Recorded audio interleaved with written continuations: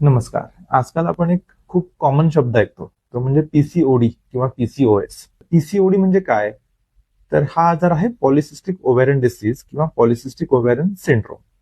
तर या आजारामध्ये ओव्हरीज किंवा अंडाशयामध्ये मोठ्या प्रमाणात फॉलिकल्स बनतात. याचं नेमकं कारण काय आहे?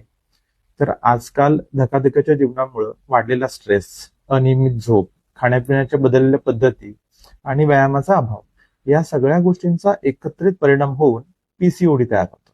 महिलांच्या शरीरात बनणाऱ्या हॉर्मोन्सचा इम्बॅलन्स मोठ्या प्रमाणात बनतो. याच गोष्टीमुळे महिलांच्या चेहऱ्यावर अनावश्यक केसांची वाढ होणं, वजन वाढणं आणि पिरियड्स इरेग्युलर येणं अशा तक्रारी सुरू होतात.